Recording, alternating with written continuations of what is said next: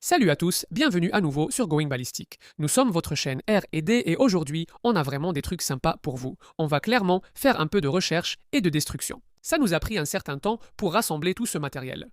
On a du verre balistique de Humvee ici. Il fait 6,5 cm d'épaisseur. La prochaine chose, la plus cool qu'on a, vient de Ballistic 2000 Lab.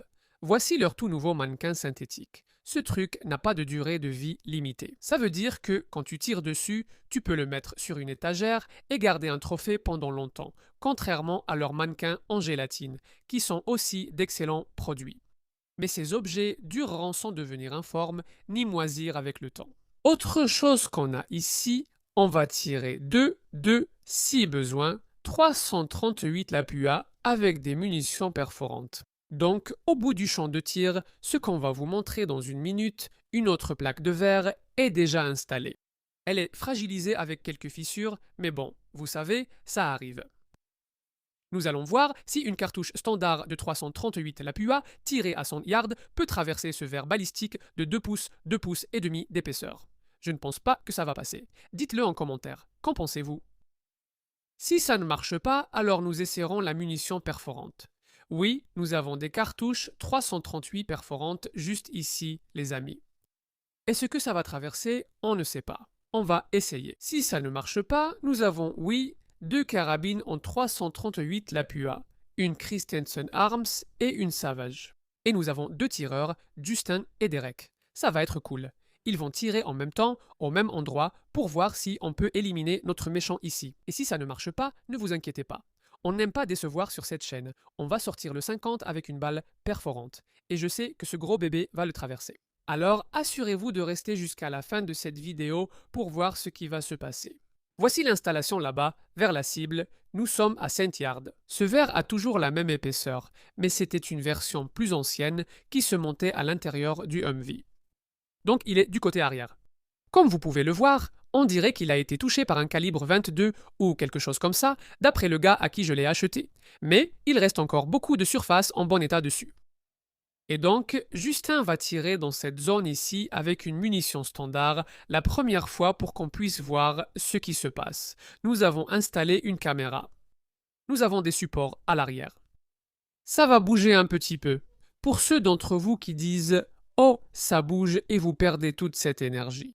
J'aimerais que vous me le prouviez, parce que j'ai parlé à plusieurs ingénieurs et ils m'ont dit que l'interaction entre la balle et sa cible est terminée avant même que la cible commence à bouger, à cause de la vitesse de la balle. Donc oui, vous allez quand même recevoir cette énergie qui va la pousser, mais l'impact initial, c'est fait et terminé. Si vous pensez que j'ai tort, dites-moi pourquoi en commentaire. Je veux savoir. Allons-y. Nous sommes à 100 yards. J'ai mon fidèle anémomètre. Ce n'est pas l'idéal. La brise se lève. Nous allons tirer une balle de 225 grains. Je n'ai pas encore essayé de tirer avec la 225, donc ça pourrait changer la trajectoire. Enfin, ça va changer la trajectoire. Une seconde. Ne me mords pas, lunette.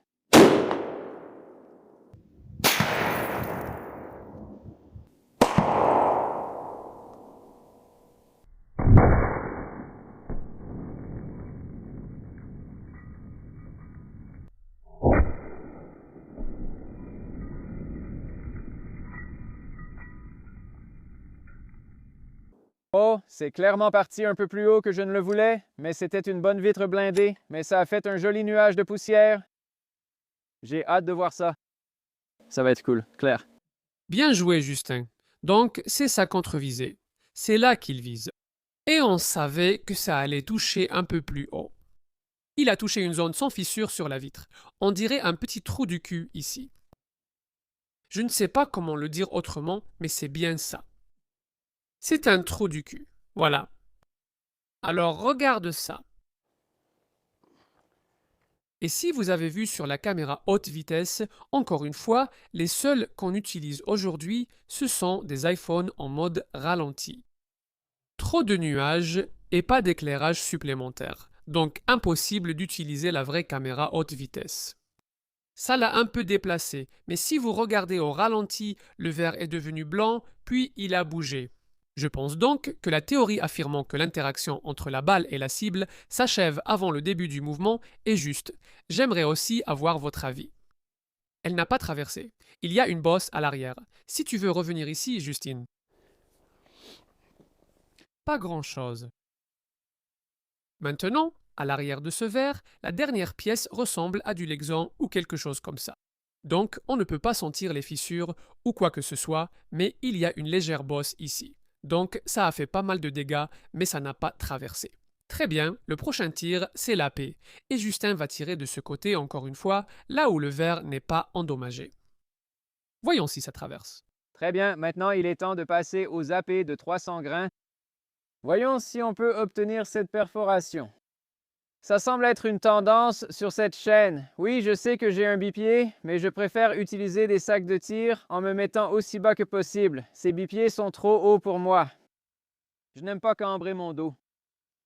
D'accord, laissez-moi trouver mon point de visée. Très bien, on va tirer. Oh!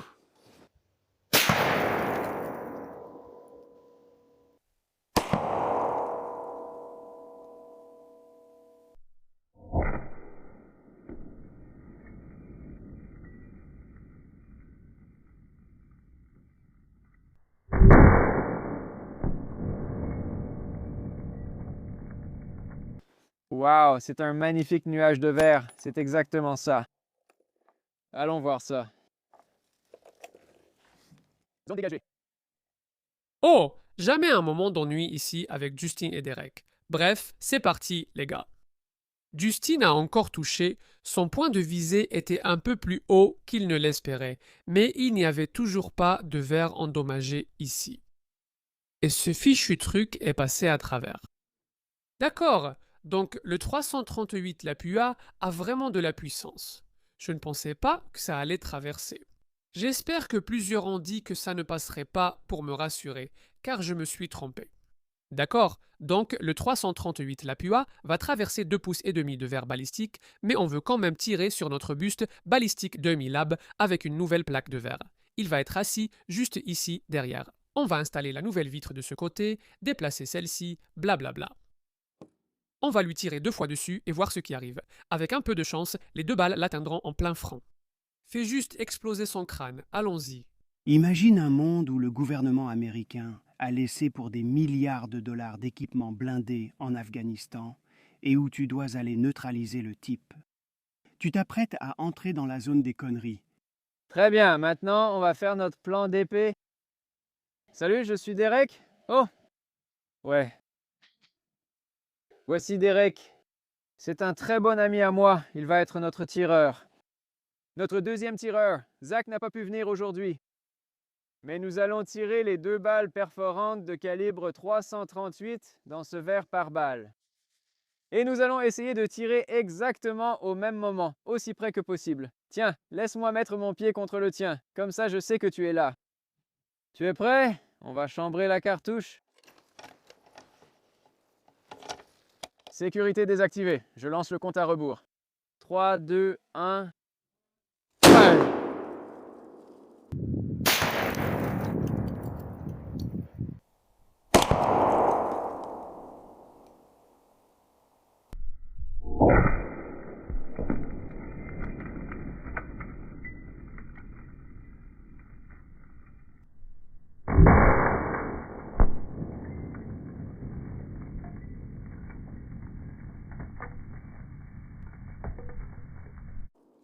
Tu as tiré? Ouais. Hé, on a bien synchronisé, c'était génial. Je n'ai même pas vu qu'il avait tiré. Première fois. Première fois que je tire avec une arme à feu. Regarde, elle est vide. D'accord, c'était vraiment génial. Vous devez mettre un pouce bleu pour ça. Ils ont tiré, appuyé sur la gâchette exactement en même temps. C'était trop cool. Mais regardez ça. Voilà où ils ont touché. Alors Derek, qui vient d'apprendre à tirer aujourd'hui, il a tiré en plein centre, malheureusement. Étrangement, Justin a touché ici, en haut. Maintenant, faites le tour par l'arrière ou restez là-bas. Laissez-moi vous montrer ça. Voici l'entrée. Et voici la sortie. Regardez à quel point mes doigts sont éloignés. Donc, c'est le verre qui l'a fait ressortir. C'est sorti un peu différemment. Environ. Elle est probablement descendue d'environ 5 cm. Donc, elle est entrée et a descendu. Même chose pour le tir du haut ici. Si vous regardez ici, vous pouvez voir qu'elles sont presque décalées. Encore une fois, d'environ 2. Donc elles sont entrées, puis elles sont descendues en biais. Voici ce qui arriva à notre méchant.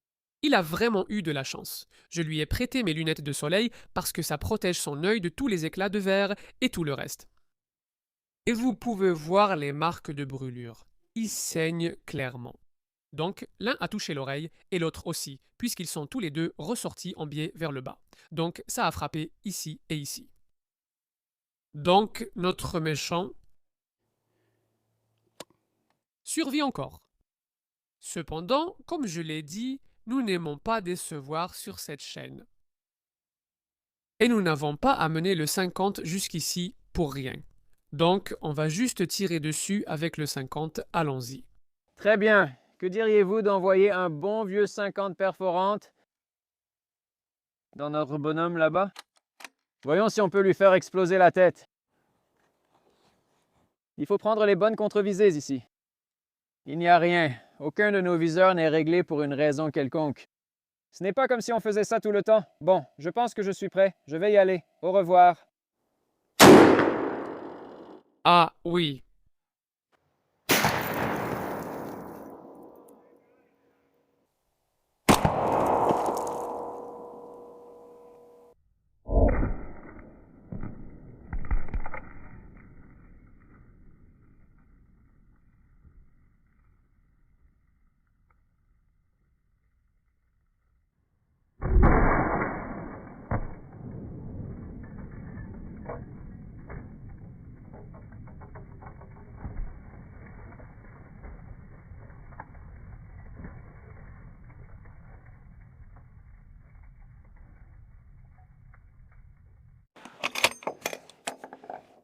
Je pense qu'il l'a eu, celle-là. Allons voir ça.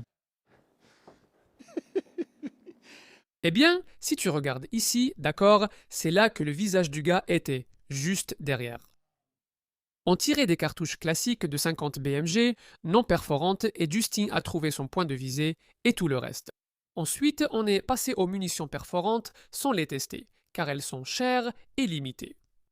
Donc il a touché juste ici, et ça a fait la même chose. C'est sorti avec un angle vers le bas. Et puis ça l'a tout simplement neutralisé. C'était incroyable. Le voici, les amis. Le méchant. Et maintenant, nous savons. Nous connaissons les secrets de Ballistic 2000 Lab. Vous êtes de sacrés petits malins. Chris, Weston, qu'est-ce que vous fabriquez là-bas? Qu'est-ce que vous nous envoyez? Pourquoi est-ce que je touche ça? Bref, c'est cool, mec. Voici son cerveau qui a été complètement retiré de sa tête. Qu'est-ce qui fait partie du crâne? Presque chirurgical. Oh mec, précision. Chirurgical. Et, au moins, le gars pourra avoir des funérailles à cercueil ouvert. Son visage est encore joli, mais voilà, regarde ça, mec. C'est entré juste ici. Et puis, c'était parti. Le méchant est neutralisé. Mais c'est cool, parce qu'on peut maintenant le mettre sur notre étagère Justin, ou on peut l'utiliser pour quelque chose plus tard. On peut juste, tu sais, rabattre les cheveux par-dessus. Dégueu, comme neuf. Oh mec, c'était génial. D'accord, on veut s'amuser. Alors ici, on va faire des recherches, c'est sûr, et de la destruction. Ce qu'on va faire, c'est prendre cet autre morceau de verre. On va le monter à l'arrière.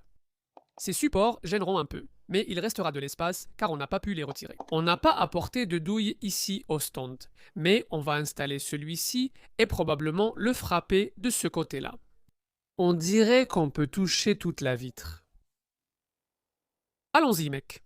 Très bien. Voyons si cette balle perforante de calibre 50 BMG va traverser les deux couches de verre Hung V.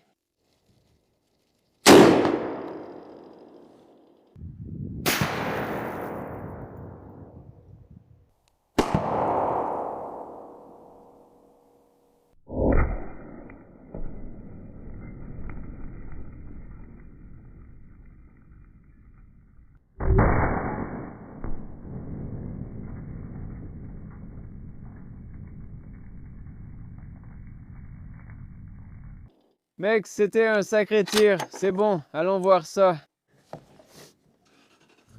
D'accord, ces trucs-là ont frappé un peu haut. Vise ici, touche ici. Pas de souci. Ça a traversé le premier, mais notre cadavre vit encore pour raconter une autre histoire. Le cadavre vit. Le cadavre vit. Le gars sans cervelle. Mais regarde la bosse à l'arrière de ça. Encore une fois, c'est le Lexan. On va démonter ça et je vais te montrer.